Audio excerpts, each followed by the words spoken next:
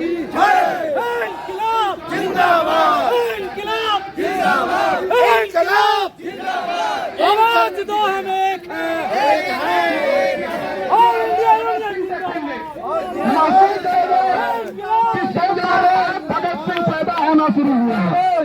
हम लोगों के बीच में हमारे साथी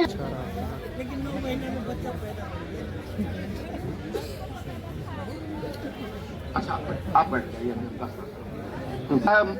इन जो वाहन हैं वो सच बोल रही हो, लोग उनको दूसरा समझ रहे हो। बैठिए, कुछ मीडिया यहाँ अगर होगी सच है तो हम सभी लोग भी आपके जैसी वेदना से पीड़ित हैं, दर्द से पीड़ित हो, आपके साथ हैं। निश्चित तौर पे आज हमारे बीच में एक साथी है जिनका नाम मनोज यादव। ये मनोज यादव।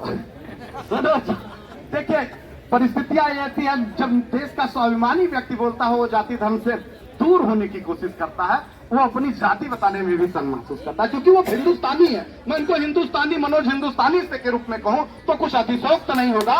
तो हम सभी लोगों ने कहा कि घर में भगत सिंह निकलने शुरू हो गए हैं और ये आग अगर निकल रही है तो मुझे लगता है कि जो संतलत चलाने वाले लोग हैं उनको कुछ समझने की जरूरत है, उनको कुछ आत्ममंथन करने की जरूरत है और ये सच को सच सुनने का साहस करने की जरूरत है कि आखिर प्रत्येक हिस्सों से चंद्रशेखर आजाद और सरदार भगत सिंह क्यों निकल रहे हैं, क्यों निकल रहे हैं पढ़े लिखे लोग।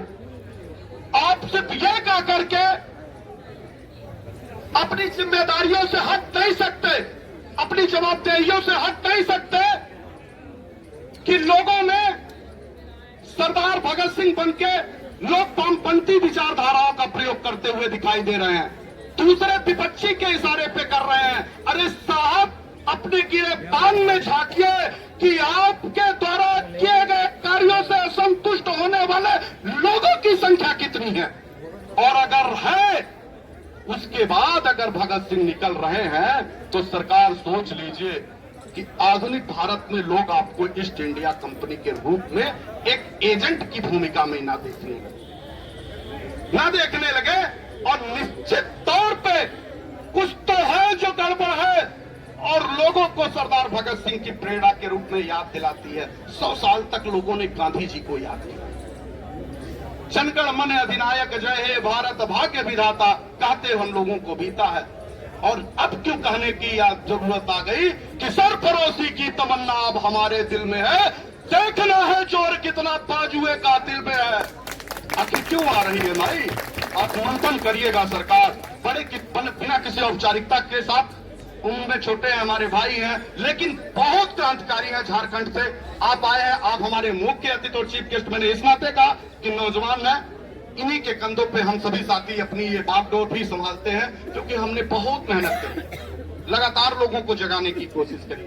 कुछ लोगों की जमीरें मर कर गई हैं, कुछ लोगों के ईमान मर चुके हैं, लेकिन 13 करोड़ लोगों की जानों में जान तब आ सकती है जब कोई नौजवान आए। अगर वो आएगा तो निश्चित तौर पर कोई इतिहास पुरुष बनता है। ऐसे ही तमाम इतिहास पुरुषों को हम लोग खोजते खोजते भाई मनोज जी के पास तक पहुंच गए हैं। मनोज हिंदुस्तानी यानी मनोज यादव जी के पास तक पहुंचे हैं। बिना किसी औपचारिकता से मंच पे आपका हार्दिक अभिनंदन और वंदन भी करते हैं। जोरदार तालियों के साथ आप सब इनका हार्दिक अभिनंदन और वंदन करें। और किसी बिना औपचारिकता से हम आपको सीधे मंच आपको समर्पित करते हैं, क्योंकि हमारे तमाम साथियों को आपको सुनने की जरूरत है। काफी देर से हम लोग यहाँ पे हैं और आपका इंतजार कर रहे थे, ट्रेन लेट थी, इस नाते आपको आने में भी दिक्कत हुई। बहुत किसी औपचारिकता, क्योंकि मंच पे आज पहला दिन और पहला कार्यक्रम है, आप आए हैं और मुझे आशा और उम्मीद है कि हमारी लड़ाई के साथ अंतिम दौर तक बने रहेंगे। ये लड़ाई जीती भी जाएगी, मुझे ऐसी उम्मीद है।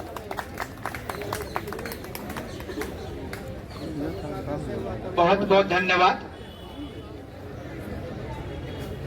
यहाँ पर शुक्ला जी ने मुझे जो सम्मान दिया, इसके लिए हम कोटि कोटि उनको धन्यवाद देते हैं और अभिनंदन करते हैं। और हम यहाँ तो सीधे कहेंगे, न यहाँ पूरब बैठा है, न पश्चिम बैठा है, न उत्तर बैठा है, न दक्षिण बैठा है, न यहाँ पर सिख बैठा है, न यहाँ ईसाई बैठा है, न यहाँ हिंदू बैठा है, न ही मुसलमान बैठा है, बल्कि यहाँ सारा हिंदुस्तान बैठा है। और मैं ये कहूंगा कि हिंदू, मुस्लिम, सिख, ईसाई आज जितना पैसा हम दिए हैं उसको जोड़ के लेंगे पाई पाई। हम लोग यहाँ पर भाषण करने के लिए नहीं आए या प्रधानमंत्री जी से लड़ने के लिए नहीं आए हैं। हम पैसा दे रहे हैं, हमारा दे दो। सीधा जिस ब्रांच में मैंने पैसा जमा किया उसी ब्रांच से हमारा भुगतान होना चाहिए, नहीं तो अभी हम लोग मांग रहे हैं। खाता खाती बोल रहे हैं ना भाई, हम खाता खाती बोलते हैं। देखिए हम झारखंड के हैं, हम झारखंड से हैं और हम लोग को झाउल फांस नहीं आता है। हम लोग बता रहे हैं कि लकड़ी बेच करके हमारी बहनों ने, जो हमारा जो झारखंड है वहां पर लकड़ी बेच करके 10 रुपया 20 रुपया अपने बच्चे का पेट काट करके मैंने जमा किया है। और इसीलिए कि कल आएगा तो मेरे बच्चे का भविष्य अच्छा होगा, मेरे परिवार का भविष्य होगा। और ये जो है बेईमान आदमी हमारे खा गया है। हम बोल रहे हैं कि पहले बोलते थे कि आजादी के पहले हम लोग लड़ते थे गोरों से और अब हम लड़ रहे हैं चोरों से। यही माननीय जो गृह मंत्री जी हैं, उन्होंने हरिद्वार में जाकर के बोला था, क्या बोला था कि 9 महीना में आप लोगों का पैसा पेमेंट कर दिया जाएगा। बोले थे ना, 9 महीना में बच्चा पैदा हो जाता, लेकिन हमारा पैसा नहीं आया। तो इनका वीडियो मैंने एक नया जिंदगी दिया जा सकता है, लेकिन हमने जो पैसा जमा किया था उसको इन्होंने नहीं दिया। पार हो जाएगा। और ये इतना उलझा रहा है। हम सीधे माननीय प्रधानमंत्री अच्छा, जी ठीक है। और गृह मंत्री जी को कहना चाहता है, जितने भी मंत्री हैं, चाहे पक्ष के हो या विपक्ष के, हम लोग 13 करोड़ हैं और हम लोग 13 नतीजा कर देंगे।